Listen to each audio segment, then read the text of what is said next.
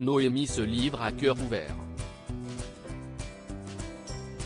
L'agricultrice de la saison 17 de L'amour est dans le pré a pris la parole ce mardi 31 janvier pour parler de l'assassinat d'une personne de son village, qu'elle a côtoyé pendant de nombreuses années.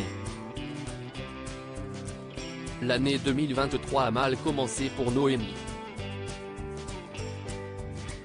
Le 13 janvier dernier, l'agricultrice, qui a participé à la saison 17 de L'amour est dans le pré sur M6, a partagé sa malchance avec ses abonnés sur Instagram, où elle est très présente. Cette année, le 13 janvier est tombé un vendredi. Pour marquer le coup, la jeune femme qui vit en Franche-Comté a raconté que son tracteur l'a lâchée. Le godet de déversement s'est détaché de la machine agricole. La céréalière a partagé une vidéo des dégâts à ses abonnés, qui ont été compatissants. Puis, quelques heures après cet événement qui l'a contrariée, la jeune femme de 27 ans a pris la parole, les yeux gonflés, le mascara collé sur le visage. Ce vendredi 13 ne me porte absolument pas chance. On voit que j'ai du noir partout parce que j'ai pleuré, a-t-elle raconté, avant d'en expliquer les raisons. Je me suis fait latter par un petit veau mais qui est déjà bien costaud.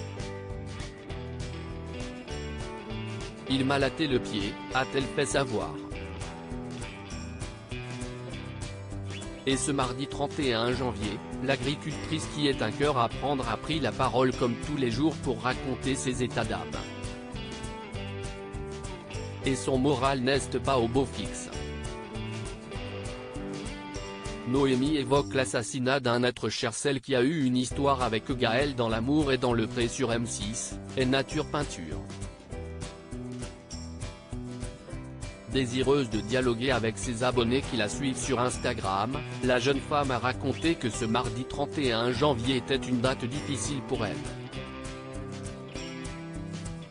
Il marque le 10e anniversaire de la disparition brutale d'une personne qu'elle a bien connue. Aujourd'hui, pour moi, c'est un peu un jour particulier. J'ai de l'émotion.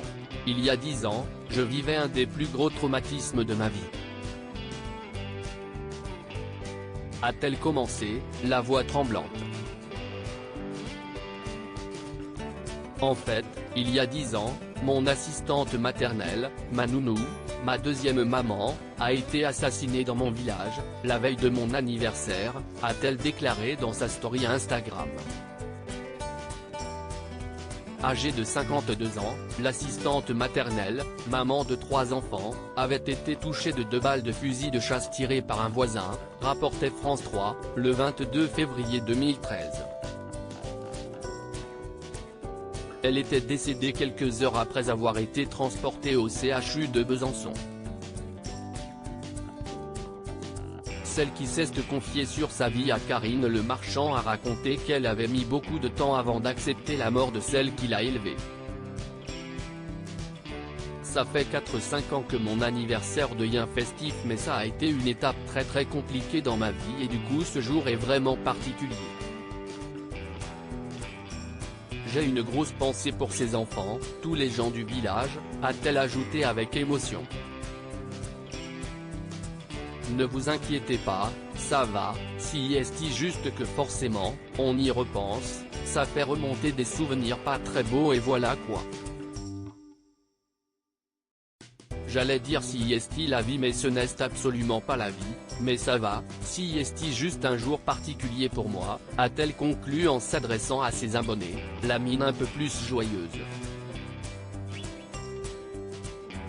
Un drame qui la rentra à vie.